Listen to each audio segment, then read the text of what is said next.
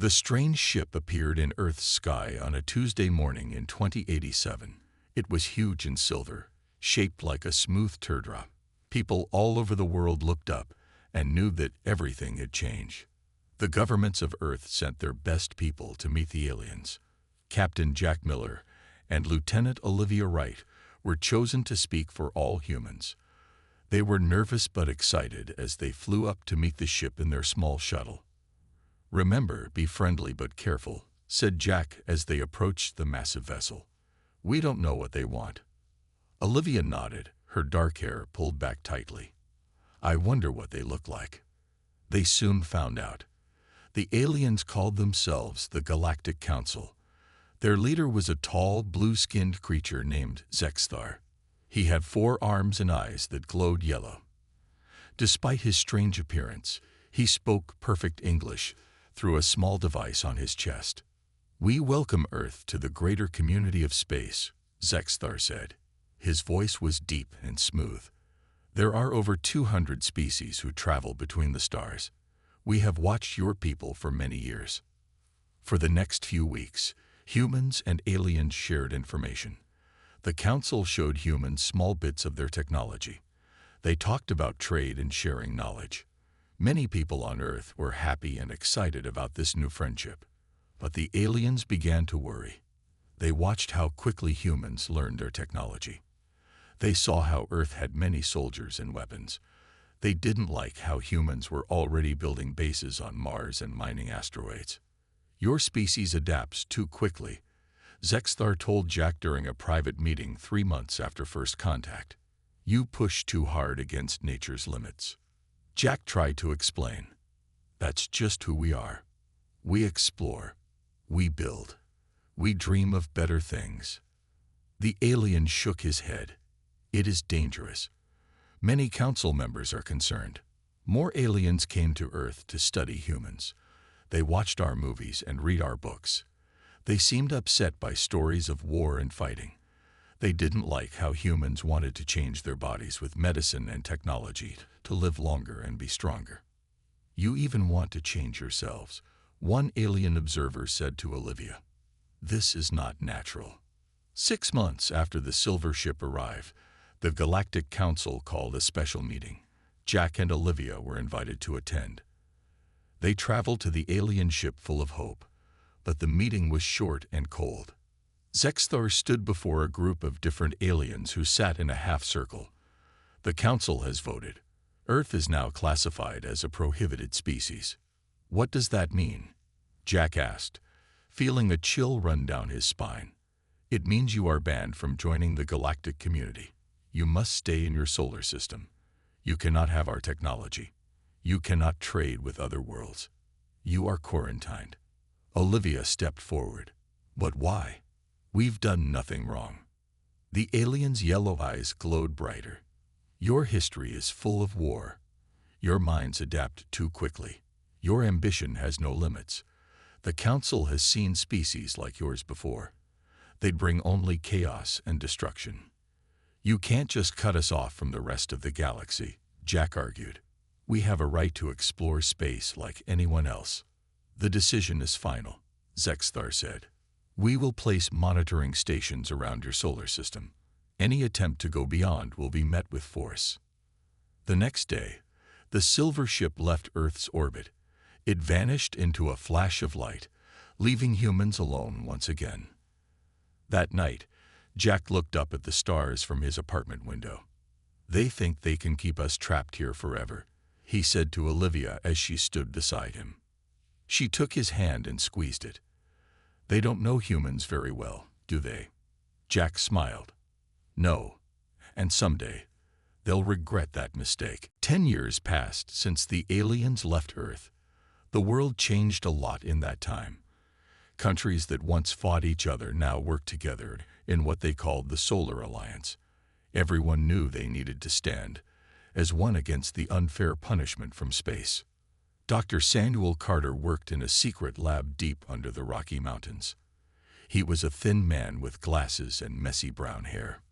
For years, he studied the few pieces of alien technology humans had seen during the brief contact with the Galactic Council. "I think I found something," he told his team one night. He pointed to a screen filled with numbers and strange symbols. "Their faster-than-light drive works by bending space in a specific way. But there might be another way to travel between stars." While Dr. Carter worked on travel technology, Admiral William Garcia built Earth's defense fleet. The admiral was a tall man with dark skin and a serious face. Every day, he worried about the strange satellites the aliens had left around the solar system. These machines watched Earth and made sure humans stayed trapped. "We need more ships, more weapons," the admiral often said during meetings. "If they come back, we need to be ready." But Earth had problems. The aliens had cut humans off from resources beyond the solar system. People had to mine asteroids and the moons of Jupiter just to get enough metals. It was hard work, and progress was slow. Everything changed when a small alien ship sneaked past the monitoring satellites one night. Instead of attacking, it sent a message asking to meet in secret. Admiral Garcia and Dr. Carter went to the meeting on Europa, Jupiter's icy moon. There they met Narration, a slim alien with green skin and large purple eyes. "Not all council members agree with the prohibition," Narration said in a soft voice. "Some of us believe it was wrong to judge your species so harshly." "Why are you helping us?" Dr. Carter asked. The alien looked sad. "The council fears what they do not understand. They fear your adaptability. They fear you would upset the balance of power they have maintained for thousands of years." Over the next few months, Narration secretly shared information about council technology. The alien also explained how the monitoring satellites worked and where their blind spots were. "The council believes their method of faster-than-light travel is the only way," Narration explained. "Their sensors are designed to detect only this method." This was exactly what Dr. Carter needed to hear. In his lab, he and his team worked day and night on a new type of engine. It didn't bend space like the alien drives. Instead, it slipped between the layers of reality, moving through what Carter called fold space. "If this works," he told Admiral Garcia during a test, "we can travel between stars without the council knowing." The first test ship was small, just big enough for 2 people. Carter and a pilot named Alex Reyes took it to the edge of the solar system. They activated the fold drive and held their breath. For a moment, everything went dark. Then stars appeared again, but in different positions. They had jumped to Alpha Centauri, the nearest star system to Earth. "It worked," Carter whispered, looking at the instruments. "And the council satellites didn't detect us." When they returned to Earth, Admiral Garcia was waiting with the leaders of the Solar Alliance. Everyone knew this changed everything. "How soon can we build more ships with this drive?" asked Maya Patel, the Alliance president. 6 months for the first real ship," Carter said. "Maybe 2 years for a small fleet." Garcia nodded. "Then it's time for Operation Breakout. Time to show the galaxy that humans can't be caged." The Earth was about to break free from its prison, and the Galactic Council had no idea what was coming. 20 years had passed since the Galactic Council told humans they could not leave their solar system. But today, that rule would be broken. Lisa Franklin stood in the huge underground shipyard on Mars. She was the chief engineer for the biggest secret project in human history. In front of her was the EDF Pathfinder, Earth's first true starship built to travel far beyond the solar system. "Is she ready?" asked Captain Daniel Ross, walking up beside her. He was a tall man with short gray hair who had been chosen to lead this mission. Lisa nodded. "All systems check out. The fold drive is stronger than the test model. You can go farther and stay in fold space longer." Around them, hundreds of workers rushed to load the last supplies. The Pathfinder was not just a ship.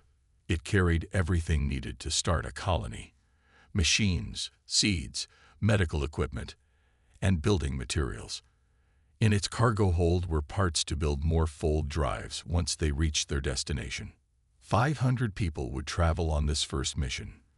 They were the best Earth had to offer: engineers, farmers, doctors, soldiers, and scientists. All had trained for years for this day. Captain Ross called Admiral Garcia over the radio. Final approval has been granted. Operation Breakout begins tonight. That night, the Pathfinder rose silently from Mars. It moved slowly past the Council satellites, staying in their blind spots just as Narration had shown them. Once clear, Captain Ross gave the order. Activate fold drive. The stars vanished as the ship slipped between the layers of reality. The journey took 3 days. When they emerged, they saw a beautiful blue-green planet circling the yellow star, 60 light-years from Earth. "Welcome to New Horizon," Ross announced to the crew. "Our new home." The first days were hard. The planet had breathable air and water, but strange plants and small animals. No one knew if they were dangerous. Heather Wong, the colony administrator, made a careful plan. "We build underground first," she told everyone. "Nothing above ground that can be seen from space.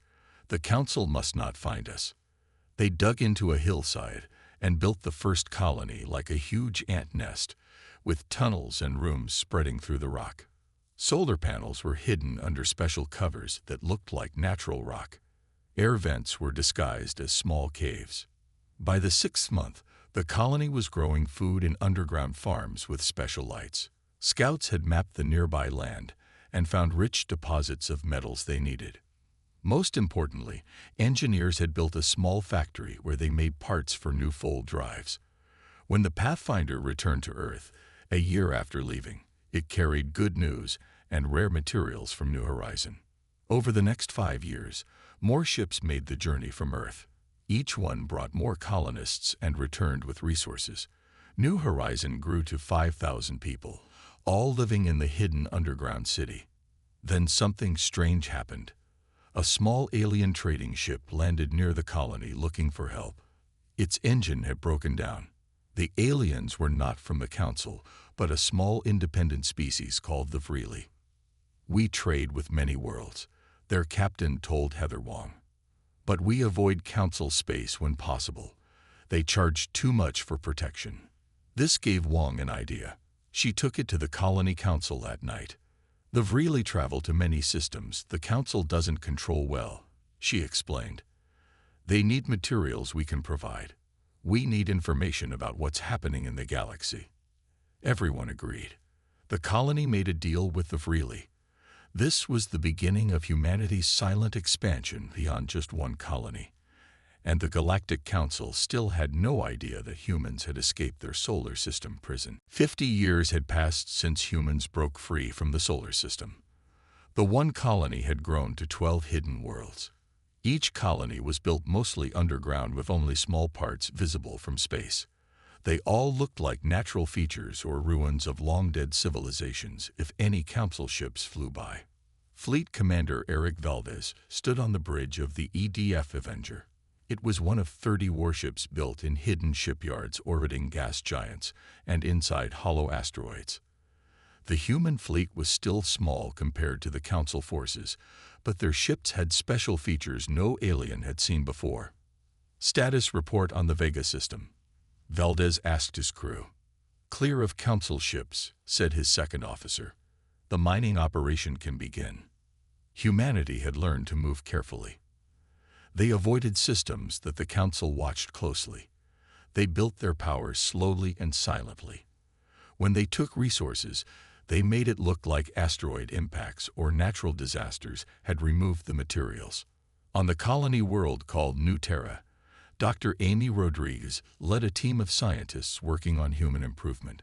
She was a small woman with intense eyes and a brilliant mind. Her lab was filled with volunteers trying new treatments. "The gene therapy is working," she told her team during a meeting.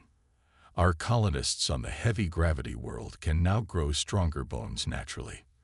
The ones in the high radiation system have better protection from cancer." Her team had also developed cybernetic enhancements, small machines inside the body that could heal injuries or make someone stronger or faster. Some humans now had computer links in their brains that let them control machines with their thoughts. "We are not just surviving out here. Rodriguez often said, "We are evolving to thrive in space." Not everything went smoothly. 3 years ago, a human mining ship encountered aliens called the Drex. These spider-like creatures attacked without warning. The mining ship was destroyed, but one escape pod made it back to the nearest colony. This led to humans building more warships and developing better weapons. Fleet Commander Valdez created new battle tactics that no Council species had thought of. They expect ships to fight in neat formations. He explained to his captains, "We will not do what they expect." While the human colonies grew stronger, something interesting happened in Council space. Small border worlds started having supply problems. Trade ships disappeared. Some Council member species began to complain that the Council couldn't protect them. This was all part of the human plan. Working with allies like the Vrili and other independent aliens, humans created an underground trade network. They offered better deals than the Council and protected their partners with hidden warships. Several smaller alien species decided they preferred working with humans. Some even allowed human colonies on their worlds. The Council never knew because these species were too small for them to watch closely. "The Council is built on control," said Peter Lawson, the trade minister for the human colonies. "We offer freedom and fair deals.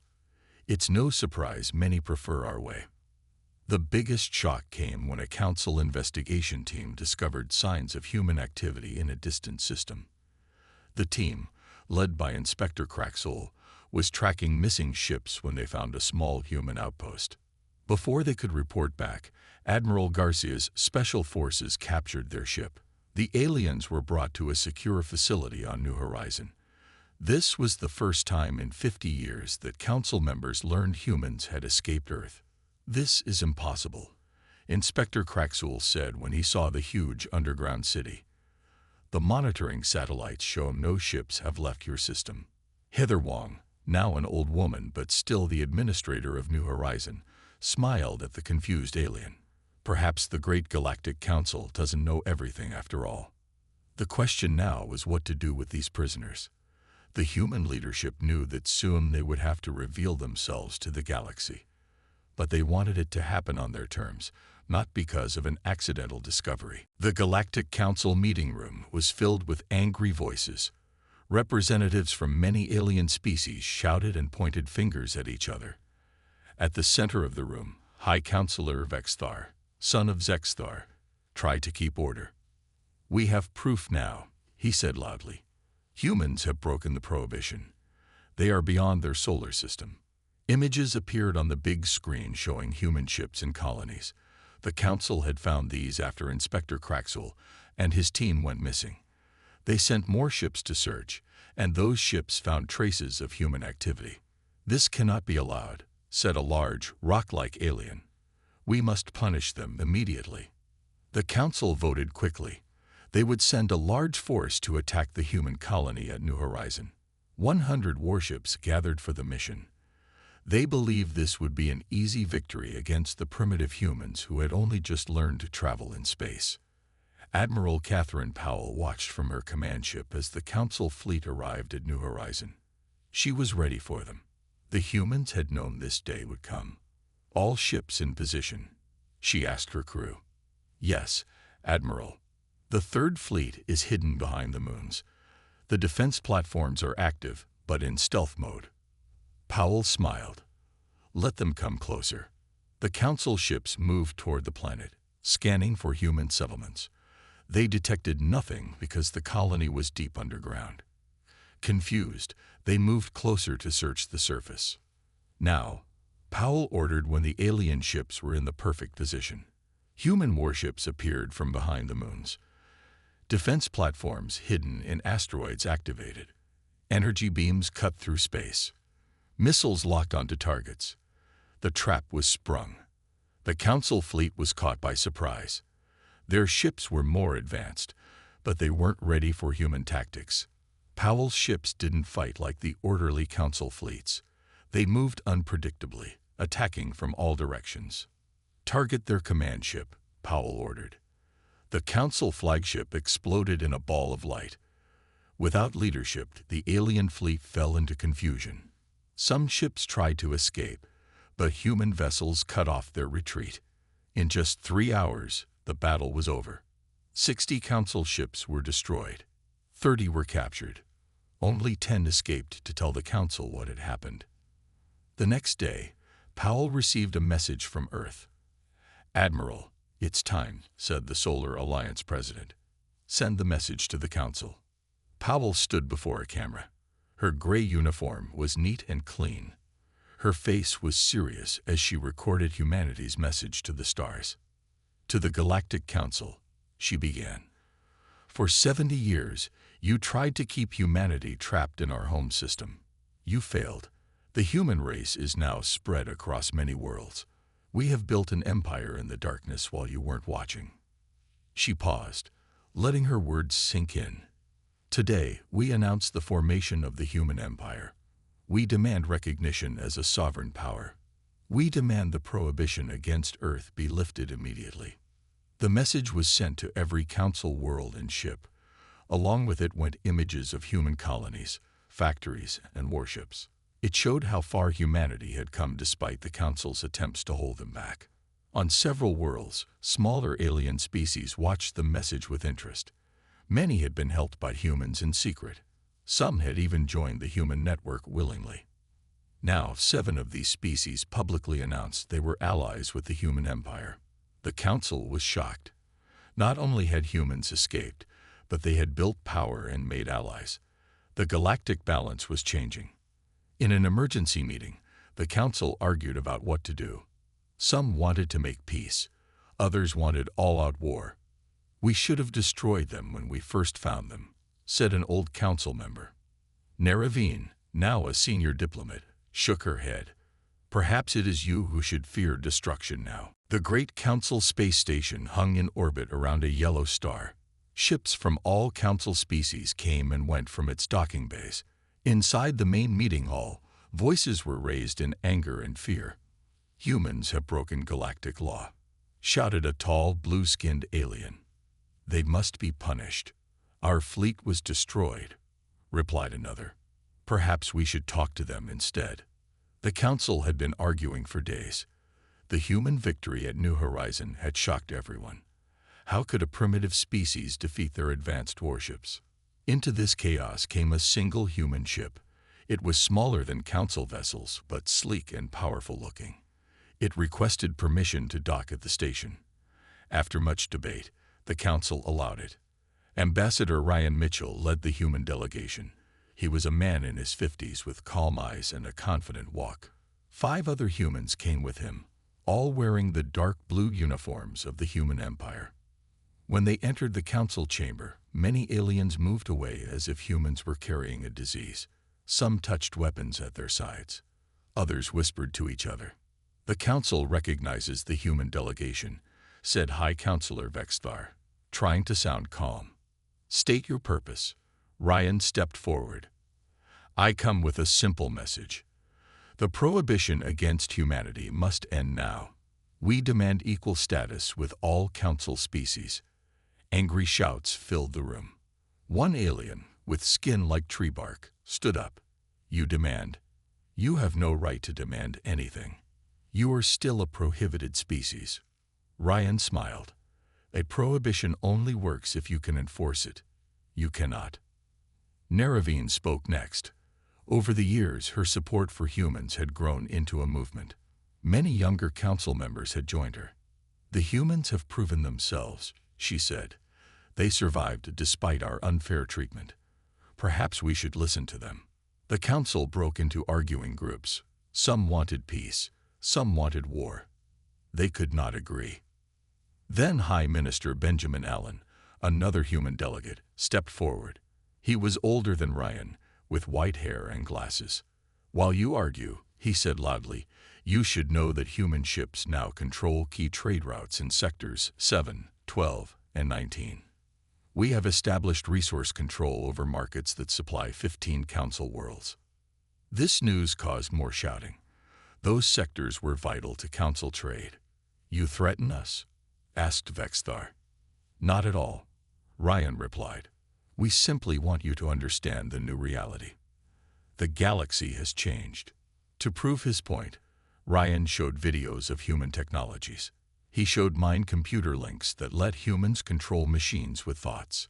He showed bodies improved with genetic changes in tiny machines. He showed human-made artificial intelligence that could think like people. Many council members were horrified. Such things were forbidden in their cultures, but others were impressed by human progress. Naravine's group had grown large over the decades. Now they openly sided with humans. "We have watched their rise," she told the council. "They offer new ideas, new ways of thinking. And they treat smaller species as equals, not as servants like the council does." The debate went on for 3 more days. In the end, the council was divided almost evenly. By a narrow vote, they decided to keep the prohibition in place and authorize military action against human worlds. As Ryan and his team prepared to leave, Vexthar approached them. "This is your last chance to surrender and return to your home system," he said. Ryan looked the alien in the eyes. "And this is your last chance to accept peace. What follows is on your heads, not ours." The human ship departed from the station. As it vanished into fold space, many council members wondered if they had made a terrible mistake. Back on Earth, the Solar Alliance president received Ryan's message about the council's decision. She turned to her military advisors. "They've chosen war," she said simply. "Activate the defense grid. Tell all colonies to prepare. The real fight begins now." War came to the stars. Council fleets attacked human colonies. Human ships struck back at council worlds. Space itself seemed to burn with energy weapons and explosions. General Laura Martinez stood on the bridge of her command ship, the EDF Vengeance. She was a short woman with dark hair streaked with gray. Her face was marked with a scar from an earlier battle. Behind her, officers worked at control stations, monitoring the fight. Enemy fleet approaching from Sector 6 reported her second in command. "Let them come," Martine said with a smile.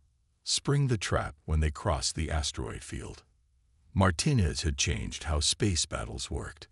Council ships fought in tight formations, following ancient battle plans that hadn't changed in centuries. Humans fought differently. They hid among asteroids.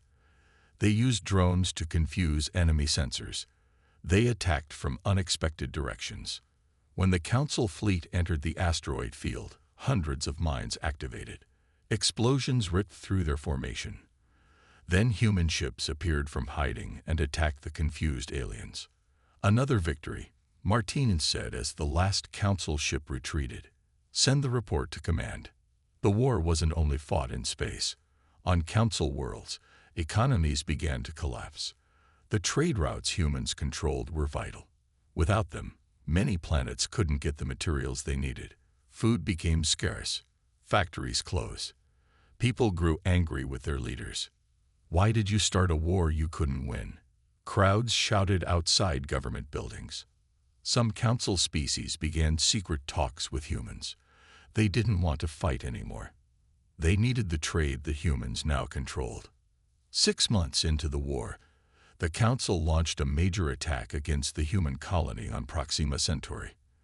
They sent 300 ships, their largest fleet ever. They thought numbers would give them victory. But humans had prepared for this. Dr. Jason Bailey had developed a new weapon that no one had seen before. He was a quiet man who spent most of his time in his lab. His weapon was terrible but effective. "The planet cracker is ready," he told Admiral Powell over a secure channel. "But are we sure we want to use it? This will change everything." Powell's face was grim on the screen. "The Council leaves us no choice. They threaten to destroy all our worlds. We must show them what that really means." When the Council fleet gathered near a large military base on a rocky moon, Bailey gave the order. The planet cracker fired. The energy beam cut into the moon's surface. Cracks spread across the ground. Then, with a flash that blinded sensors, the entire moon broke apart. The Council fleet was destroyed by rock fragments flying through space at high speed. Their base, with thousands of soldiers, was gone in seconds. News of this weapon spread quickly. 5 more council species immediately asked for peace talks. They wanted no part of a war against people who could break apart worlds. The final battle came at Proxima Centauri. The council sent what was left of their main fleet. Humans gathered all their ships to meet them. The fighting lasted for 2 days. Energy beams crossed space. Ships exploded into clouds of metal and fire. In the end, human ships surrounded what remained of the council fleet.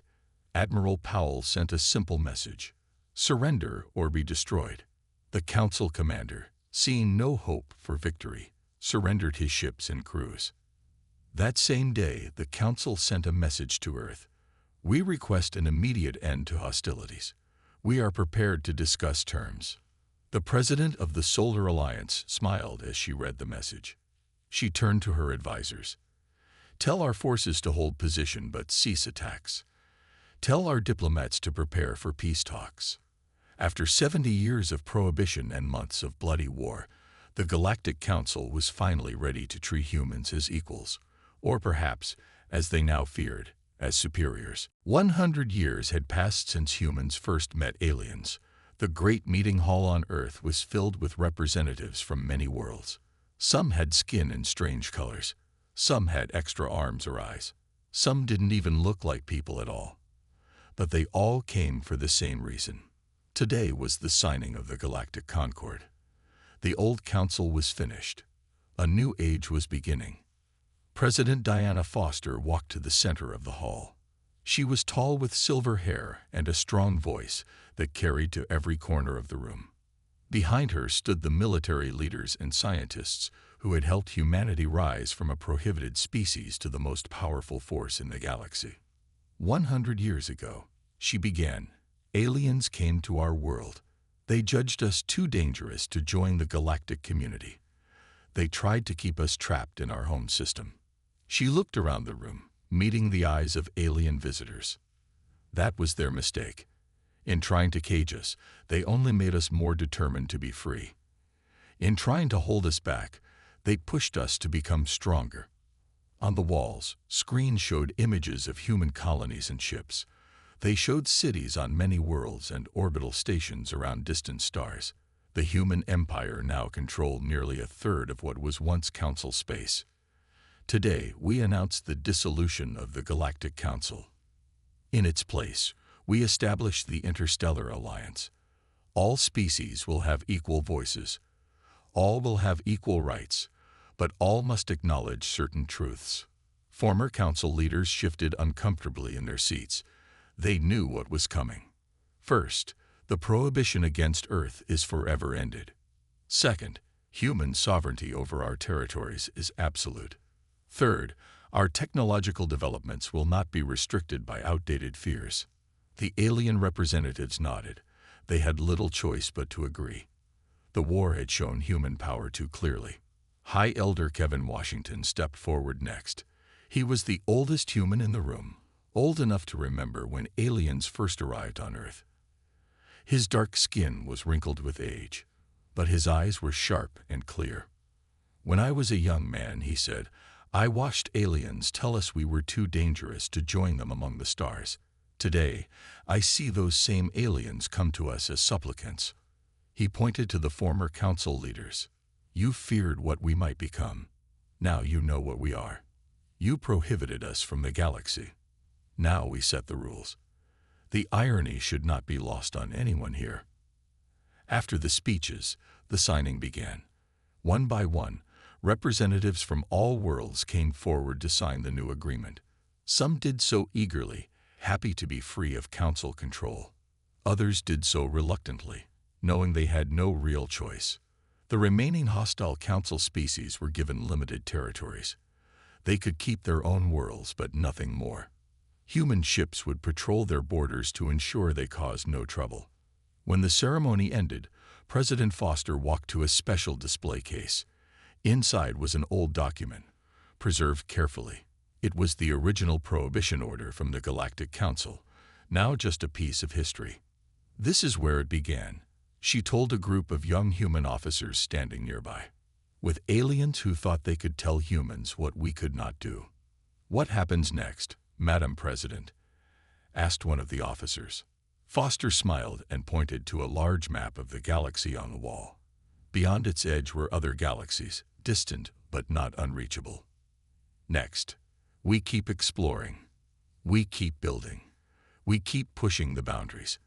It's what humans have always done. It's what we will always do. As the aliens filed out of the hall, many looked back at the humans with new respect and fear in their eyes. They finally understood what the original council had sensed, but failed to handle correctly. Humans would not be contained. Humans would not be controlled. And the galaxy would never be the same again.